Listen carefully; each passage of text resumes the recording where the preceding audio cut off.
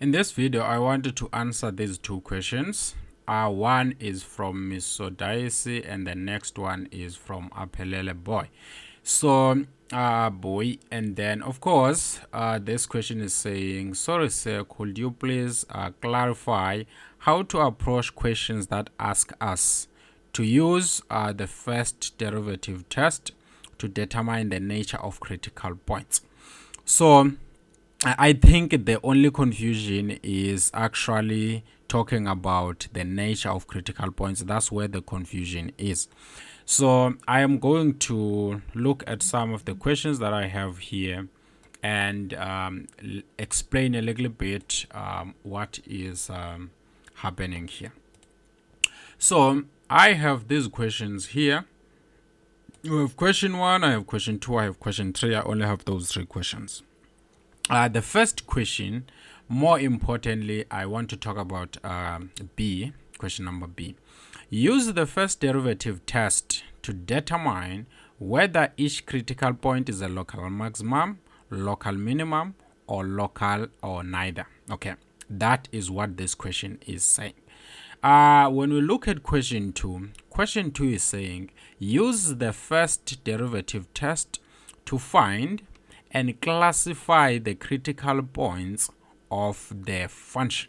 So that is question 2. And then question 3 is saying, I'm looking at B here, says that apply the first derivative test to classify the nature of each critical point. So what is important about B and question 2 is this thing here. Classify the critical points of the function and saying classify the nature of each critical point, and also use the first derivative to determine whether each critical point is a local maximum or is a local minimum or neither. So why am I underlining these things? I want you to know that this thing here is the same as this thing here. It is also the same as that. So if you are getting this question, you must know that they are asking the same thing here. Classify critical points of a function. They are also asking the same thing, that determine whether each critical point is a local maximum or local minimum or local or just neither. So how do you actually answer this question? Because this question is actually one and the same question. So let me add this pencil cursor here and then have that and have that. So this one here is the summary steps, how you approach this problem. Summary steps. So step number 1, when you want to answer that question, you want to find the first derivative. So that's the first step. So you find the first derivative. In other words, you want to find f prime of x. And then the second thing that you need to do, second step, is set the first derivative. The first derivative to 0. In other words, set your f prime of x equal to 0 and solve for x. You set it equal to 0 and solve for x. That's what you need to do. And then the third thing that you need to do, if this first derivative have a denominator or it has some exponents, find the values of x, making f prime of x undefined. That's what you need to do. But in most cases, you'll find out that we are having examples whereby the first derivative is a polynomial or is a function that is always defined. But this step here is telling you that if, let's say, you have a rational function or a function that have a numerator and the denominator, in step 2, you set the numerator of this equal to a 0, and then here you set the denominator equal to 0, and you find those x values that are making this equal to 0, and also find those x values that are making your function undefined or your denominator equal to 0, and then you combine those will be your critical points. That is what is important here. Those will be your critical points, or critical, let me just say critical numbers, because when you're talking about a point must have an x and y coordinate. So these will be critical numbers or x values that make this equal to 0 or undefined. So these are the steps. And then the fourth step that you need to look at, once you have found these values that are making this equal to a 0 or undefined, the next step is draw a number line. Right. So you draw a number line. Once you draw this number line here will be moving from negative infinity up until positive infinity. And then here you place these values of x that are making the first derivative equal to 0, and also you place these values that are making the first derivative undefined. All these values need to be shown in the number line. The next thing that you do when you are drawing this number line, you pick a point in each of these regions here. You pick a point, you draw a number line, and mark the critical numbers. And then the next thing that you actually do, you pick a value in each of the regions. So you pick a value in this region, pick a value in this region, pick a value in this region, and then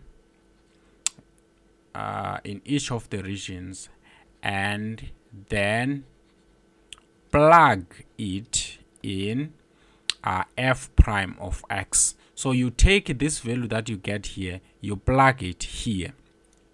And then the sixth thing that you do after plugging it in this function here, check the sign. So when you're plugging here, you're not looking for the final answer as 5 or 10. You just want to find out, check the sign. Are you getting positive? Are you getting negative? Are you getting undefined? So these are the things that you are looking for: positive, negative, or undefined after plugging it there. And then once you do that, then you decide. This is 7, so you decide. So you decide here. So let's say here this value was value a, and here we had a plus, and here we had a minus, right? So if we are having a plus here, which means we are moving from increase, and then now we have a negative here, we are going to a decrease. So when you are deciding here, if on the left you are having a plus, and then on the right, so we're having this one to a negative, so the first derivative is changing from positive to negative. It simply means that this critical number here, we are actually having what? A local maximum. So what we are looking for here, we are actually looking for this local maximum. But if we are having a negative on the left, and then on the right you are having a positive, so we were decreasing and then we are increasing now, this means that we are having a local minimum. That is what is actually happening around that point.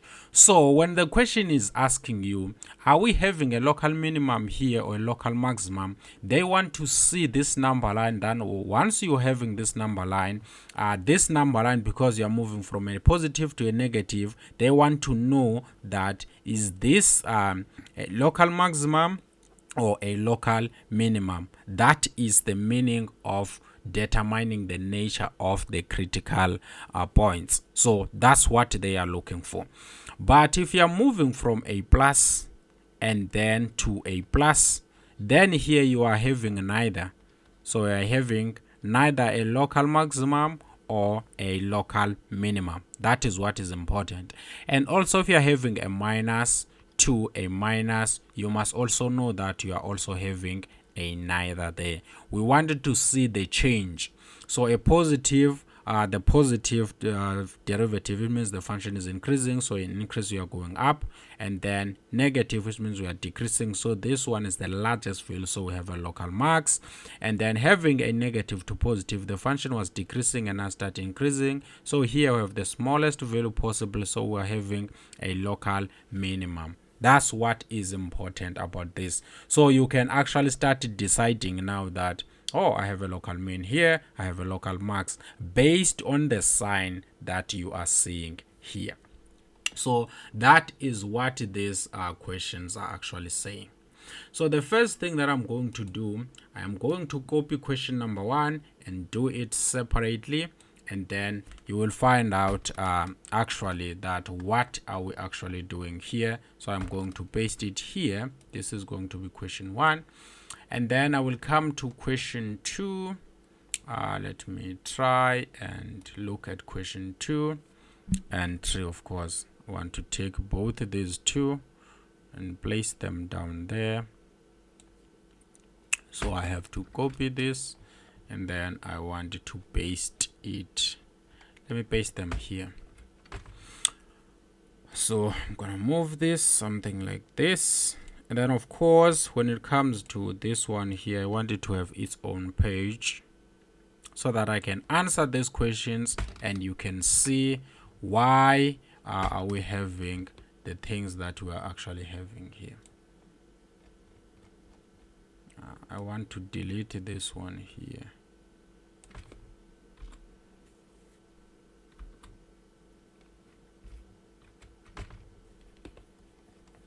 Yeah, so we are having these nice things. Let's answer the first question here.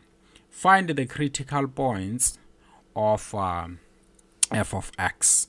What do you need to do here? Of course, we are looking for a solution here, so this is the solution.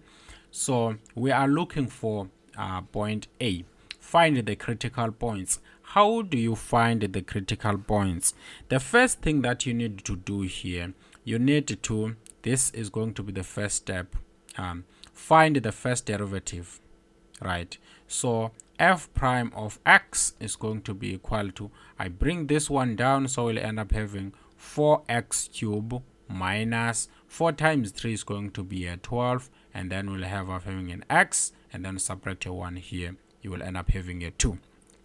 And of course here you can see that 4 and 12, there is a common factor of 4, and we have x squared and x cubed, so we'll have an x squared, we can factor it out, and then here you will end up be left with 1x, and here you'll be left with a 3.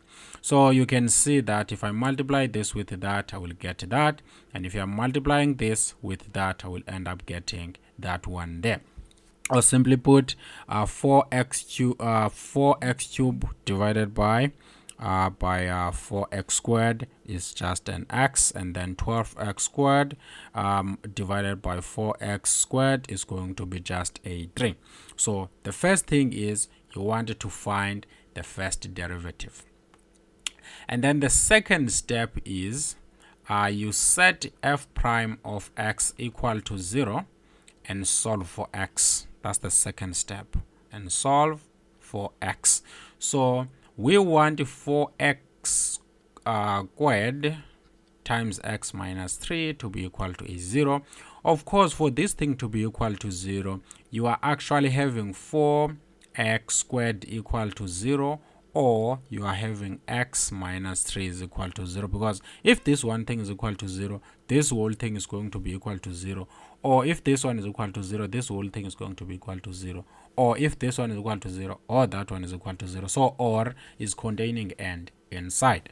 So if 4x squared is equal to 0, which means that even if I divide by 4 on both sides, I will end up getting x squared is equal to 0, and if I'm taking a root on both sides, I will end up having x is equal to 0 this side. And then this side, I can simply take this to the other side, and I will have x is equal to a3. So we are actually having these critical numbers. So this one here, we are having these critical numbers there. The next thing that I want you to realize here is this. So we're supposed to go to the second step, which says find the values of x making f prime of x undefined. Right. So this one is also important. But now, if you look into this function here, which is the first derivative, you can see that the domain, okay, let me not write here. Okay, let me also add another page after. So if you look into this one here, you will find out that since the domain of the first derivative, remember that our first derivative with respect to x, it was 4x cubed minus 12x squared. So what are the values of x that are making this function defined? So you can see that whenever I'm plugging negative values, this thing is always going to be defined. When I'm plugging 0 here, we'll get a number. And when I'm actually plugging positive numbers, this is always going to be defined, which means the domain of this function is just saying x is an element of real numbers. So this function here is defined everywhere. In other words, there are no values of x making this one undefined. So that is what I wanted to talk about here. There are no values of x making f prime of x undefined. We usually leave this thing out because there is nothing here, because there are no values. So we usually jump this step. We only take this step and jump this one. And when you're dealing with a different example and now you're wondering where is this thing coming from, it's because all these problems you have to go through this process here. So for this one here, this step is actually not valid because this function here, which is the first derivative, is defined everywhere. So this step, we don't usually focus on it. And now our critical numbers is only this one and that one. So the next step that you actually end up doing now is what I call the number line. So you deal with the number line now. Number line. So remember that our f prime of x is just equal to 4x squared. And then you have x minus a 3. Yeah, it was this. This is here. So that's the first derivative. Now, this number line that we are drawing, we want to actually analyze when is this first derivative positive, when is it negative, and actually when is it equal to 0 or undefined. So at this point here, we have 2 points here, or 2 critical numbers. And one critical number that we actually have here, we have x is equal to 0. So we have x equal to 0 here. And then we have x is equal to 3, and 3 is bigger than 0. So 3 is supposed to be in this side of 0. The next thing that you do is simple. You pick a number that you know that is less than 0. And also realize that we are moving from negative infinity here to actually positive infinity. So we want to pick a value that is less than 0. The value that I like to pick is a -1 that is less than a 0. And then if you look at this -1 here, I'm going to plug it here. So when I'm plugging a -1 here, I will get -1 squared. So it's going to be +1 times 4 is going to be 4, which is positive.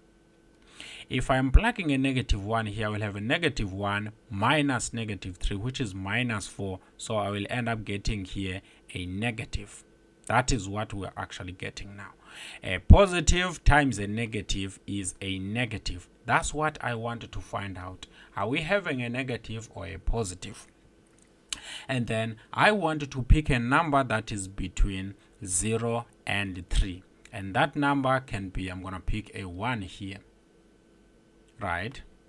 So when I'm picking this number here, which is 1, because 1 is between 0 and 3. So I plug this number there. When I'm plugging this number here, you will notice that 1 squared is going to be a positive number times 4, which is positive. I will get a positive times. When I'm plugging in here a negative, a 1, I will get 1 minus 3. 1 minus 3, we know that it is actually a negative 2, which is a negative. So positive times a negative, we are actually having here a negative, right? So we are having a negative there. And then I just pick a value that is above 3, which is a 2. I'm just gonna pick a 4, because 4 is bigger than 3. And then when I'm plugging in here a positive number and I square it, I will get a positive. So positive times 4 is going to be a positive. When I'm plugging in here a positive 4, 4 minus 3 is going to be actually a 1, which is positive. So here we are having a positive. Positive times positive is going to give us a nice positive. Now that we are having these things here, I have a critical point at 0. I have a critical point or a critical number at 3, at x is equal to 3. I want to finalize here. So what is needed here is for you to decide on the nature of these things here. So let me for now tell you something here. We're still solving a here. A was saying find the critical points of f of x. So with a is actually ending up here because the critical point, this is a critical number, so the first critical point is going, x is going to be equal to 0, and then when I'm plugging in 0 in this given function, 0 to the power 4, and then here I will get a 0 again, so I will have a 0. This is one critical point that is coming from this. This is a critical number, this is a point, it has x and y, and then this one here, another critical point is going to be 3, and then the y value here will come after plugging in here. So we'll have 3 raised to the power 4, and then you have to subtract, and then you have 4, and then you multiply this by 3, and then you have the power is still a 3 there. So this one here we are having a minus 27 here. So number A ends here, so we supposed to end here, and then now we are actually because at this point here there is nothing here, so the critical points are supposed to be this one and that one, so you will get full marks for number A. And then if we had some points here, we're going to include them as critical points here. But now we're continuing to actually finalize B. That's what is happening. So A ended there, and then now we're continuing with our B.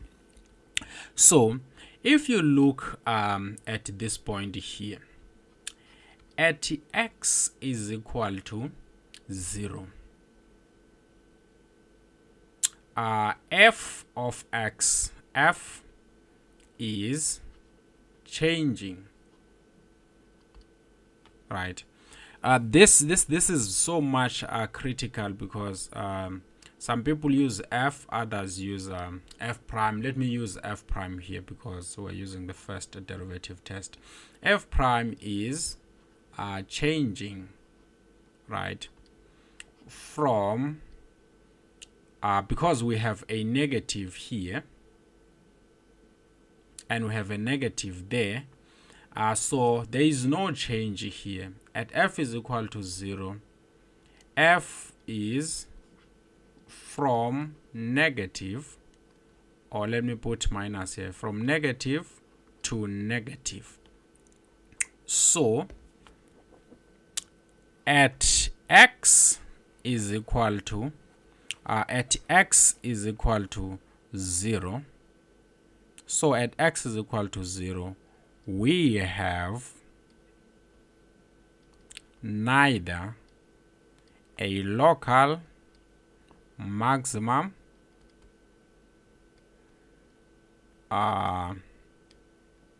nor a local minimum, because there is no change here at f.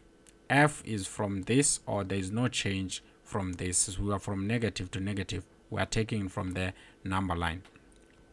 And then at x is equal to 3, f prime is from, we can say it's changing, or just say from negative to positive. So it's from decrease to increase. So at x is equal to 0, we have a local minimum.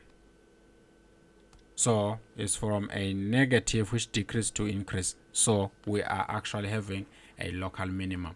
That is what we actually did now, because what we wanted to find, are we having a local maximum or local minimum, or neither? So we can see that we are actually having this local minimum at this point here, and also at the same time here we don't have a local maximum or a local minimum, because there is no change in sign.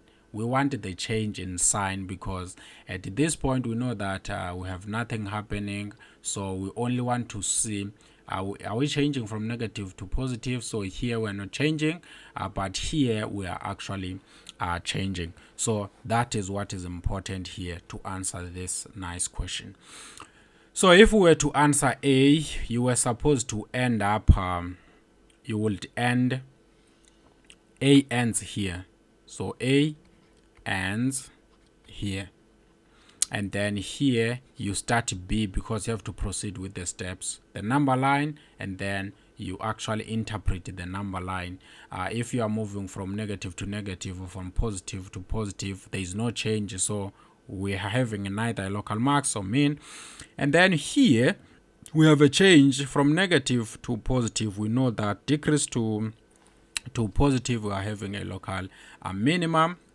And then of course, if we're moving from positive to negative, we'll be having a local maximum. So that's how you answer this question here. I hope you can understand what we're doing here. This one here is saying use the first derivative test to find and classify the critical points of the function. So what is important here is that when we are talking about a critical number is only the x coordinate, but a point is both the x and the y coordinate. That's what is important here. And the local max and the local mean is only characterized by the y value. That is why it is important to note that for the point you have this, because a point on a Cartesian plane, on a dimensional let me say Cartesian plane, is going to be x and y, and of course these ones here are only critical numbers. Now let's solve this question here. Of course we have a solution here to do. So the first thing that you do here is you just ask yourself, what is the first derivative with respect to x? That is the first step. And then you take the derivative of this by bringing the 3 down, and then you subtract a 1, you're left with a 2, and then you bring a 2, but you will find a 6, so you multiply them, you end up having a 12x, and then you have a plus 9. And of course here 3 is common, so you can take 3 out and you'll be left with x squared minus 4x plus a 3, of course. So you are having this nice thing that is happening here.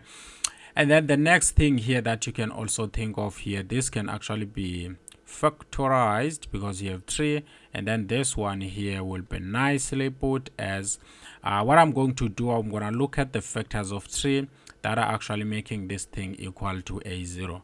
So if I start plugging in a 1 here, we'll get to 1 squared, which is 1, minus 4 times 1, which is 1, and then plus a 3 3 plus 1 is 4, 4 minus 1 is 0. So when x is equal to 1, this is going to be 0. In other words, here I'm going to have x.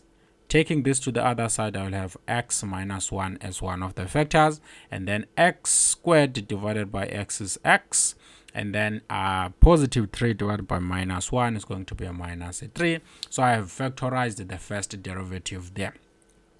And then the next step here is you want to set the first derivative with respect to x to be equal to 0. In other words, you have your 3 times x minus 1 and x minus 3 equal to 0. Of course, I can divide by 3 on both sides, and then I will end up with x minus 1 times x minus 3 equal to a 0.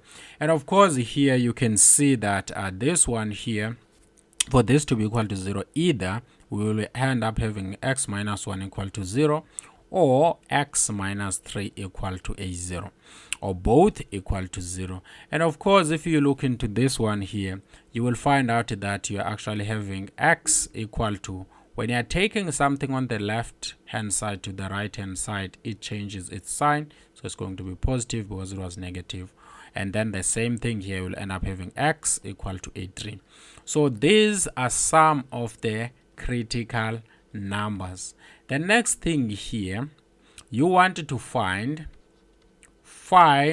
the values of x, making f prime of x undefined. So when you are looking into this one here, you can realize that since the domain of the first derivative, this one's supposed to be a prime, is there. If you look into this function here, you will find out that this function here, I can plug in positive values, I can plug in negative values, and I can plug in 0. I'm still gonna get a number. So this function is defined everywhere, so its domain is defined, is the set of all real numbers.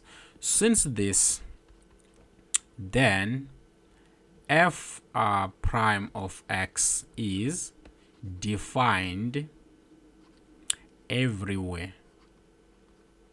So it is defined everywhere.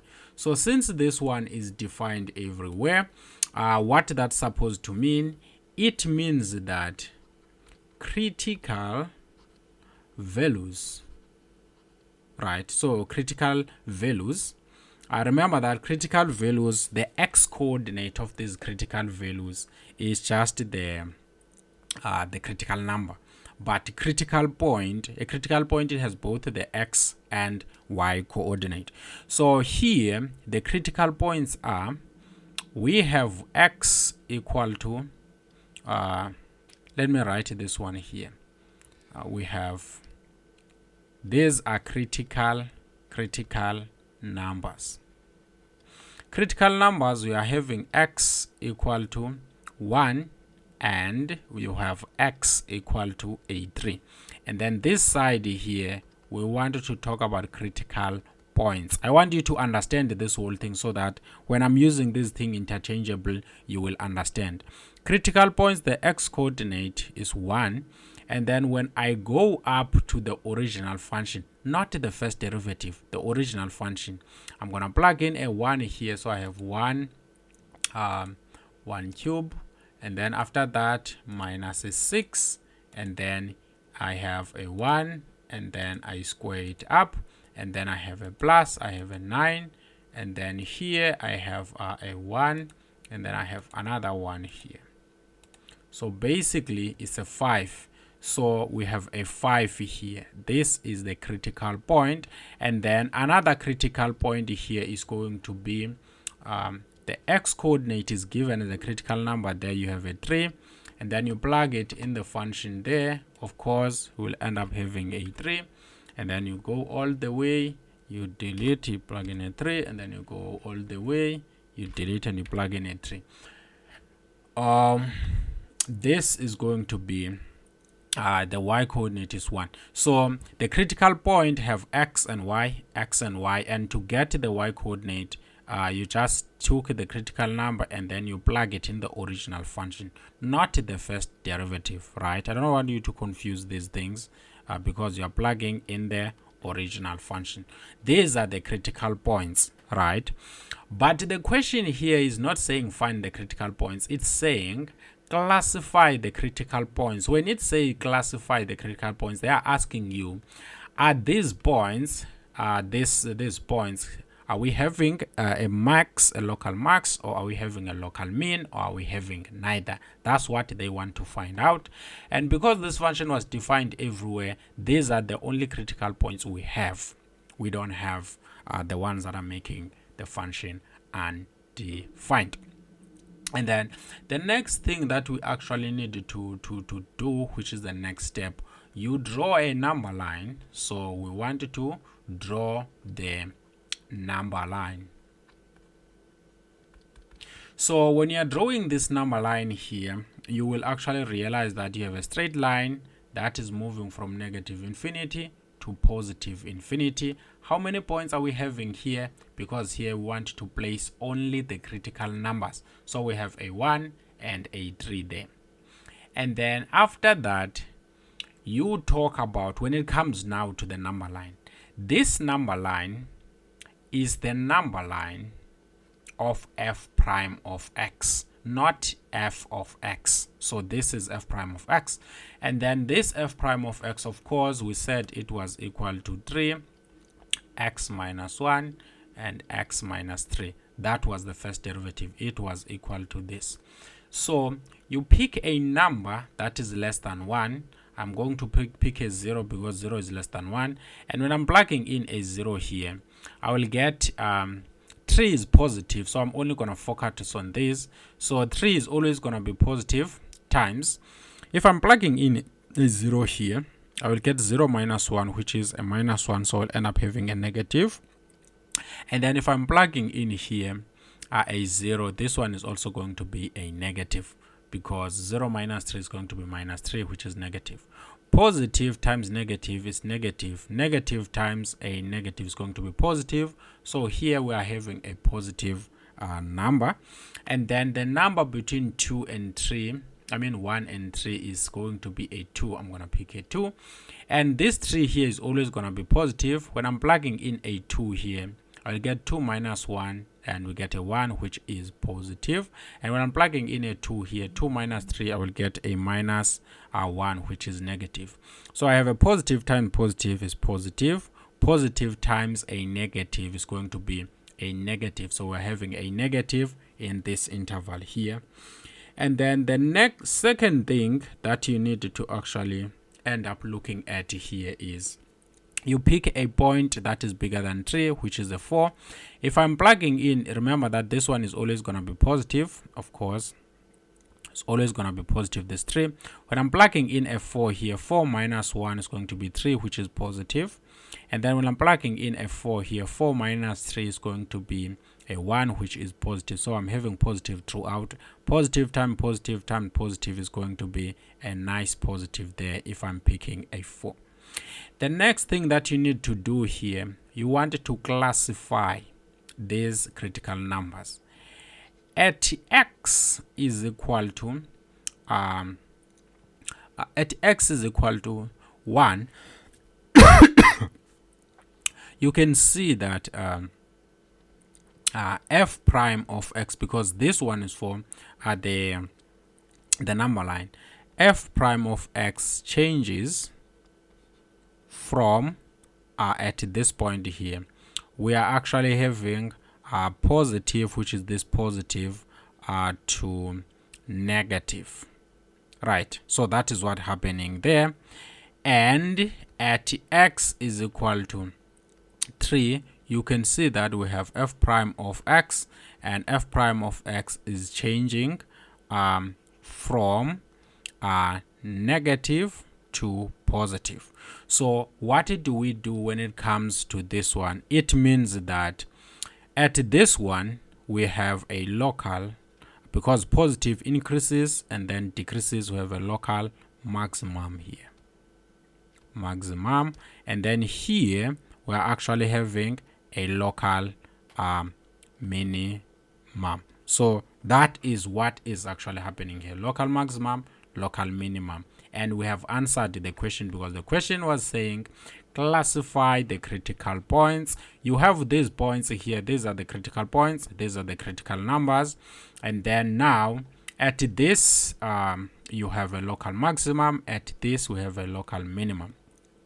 And even if you were to decide to say that at, you can say that at, for instance, at x, at 1.5, f changes from this, you still find whether you are using only the x value or using that point, you are still fine, you will get full marks. So you don't have to worry about it. You can either use this or that. I was trying to explain here the difference. We have a point and we have a critical number. So that is what was important. I hope you can see now that when you are having a question of this type that is saying determine whether each critical point is a local maximum or local minimum or neither, we are actually asking the same question that is saying classify the critical point of the function. That is what is important here. So at this point here, where are we? Okay, these are the points, these ones are critical numbers. Bear in mind with that. Let's do the last question now and then answer the second question. So this one is saying find the first derivative and solve for the critical points. So the solution also here is very straightforward. Now I will try and be focused and focus on A alone and then focus on B. So the first question is saying find f prime of x. What is f prime of x? So when I'm taking the derivative of this, I'm going to take this number, multiply by that, and we'll get a 1. And then I will get 1x, and then subtract a 1. There will have a 2 minus a 2. That is what we end up getting in this one here. Of course, once you are having that, we wanted to find the critical points. So the second step is to find the critical points. Set the first derivative with respect to x equal to 0. In other words, we are having x squared minus 2 equal to 0. And take this to the other side, I will end up having x squared is equal to 2. And then I take the square root on both sides. Anything you are doing on the left, you do it on the right. And then you will end up having plus or minus x is equal to a square root 2. Or x is equal to plus or minus square root 2. That is what is important here. So you are having these ones here. So I am having x equal to square root 2 and I am having x is equal to negative square root 2. I said these ones here are critical numbers. Critical numbers. So we are having these critical numbers here. And then the second thing that you need to do here, you need solve for x when f prime of x is undefined. In other words, find the value of x. Let me write this the right way. Find the values. What is happening with me here?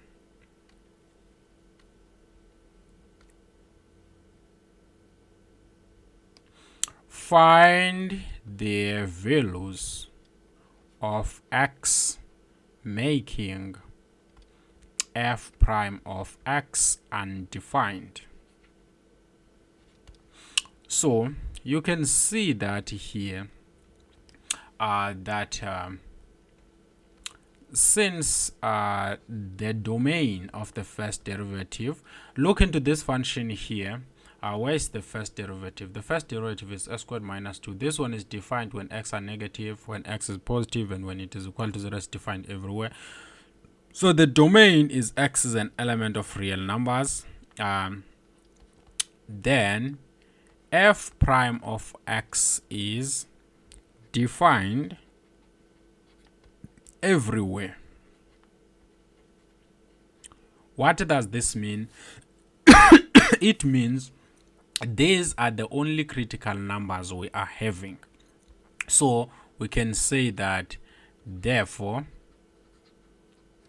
we have only two critical numbers. That is x is equal to minus square root 2 and x is equal to square root 2. So the question is saying, it did not say find critical numbers, it said find critical points. So you can say that now, the critical points. How do you find the critical points? Of course, you have x and you have your f of x. So whenever x is equal to square root of minus 2, what is going to be a y? And when x is equal to square root 2, what is going to be a y? That is what we are trying to find out here. So the function was this one here. We had 1 divided by a3, and then we had some nice brackets, and then we cubed it, and then after that we subtracted a 2 times x.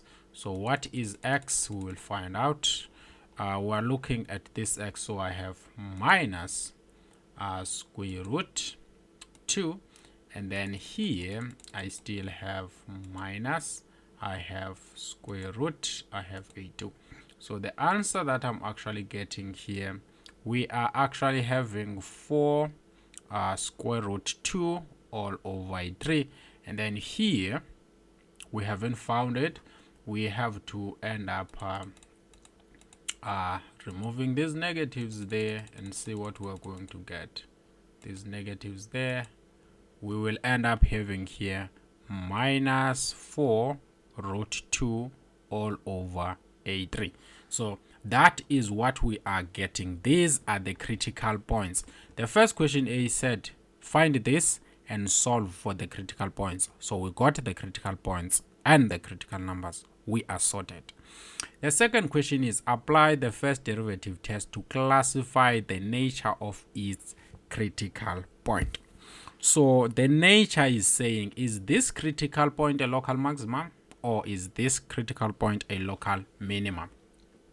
So this one here is saying we are having a nice thing here because we already have the critical points. So the next step here from B, we will start now with the number line. So we wanted to start with the number line because we already have critical points and also we already have the first derivative. We just needed to find out number line of f prime of x, and f prime of x was actually x squared minus a2. That was our f prime of x. Where is it? This is it. And then once we are having that, the number line, so you place this, how many critical points? We have 2. One is negative square root 2 and the other is positive square root 2. You know that this number line is moving from negative infinity to positive infinity. So the next thing that you want to actually do here, you pick a number that is less than square root 2. You know that negative square root to 10 is less, negative 10 is less than that. So negative 10 is what I'm going to plug or choose here. So you take this negative 10 and you plug it here. So if I have a negative 10 and then I square it and I subtract a 2, what am I going to get? Am I going to get a positive, a negative, or an undefined? So negative 10 squared, we know that's 100. 100 minus 2, that's a 98. So here this is positive, or you can press there. So we are having a positive answer here. That is what is important. We have a positive. And then when we pick a value somewhere here, this is negative, this is positive. So 0 is a number that is in between. So we are having a number that is in between. So if I'm plugging in here, remember that now I'm going to choose a 0. So if I'm plugging in a 0 here, I will get 0 minus 2 is going to be minus 2. So we're having a negative here. And then the next thing now, we pick a value that is bigger than square root 2. I'm going to pick a 10 that I'm sure of that is bigger than 2. If I'm plugging in here 10 squared is 100. 100 minus 2, that's 98. So we have a positive there.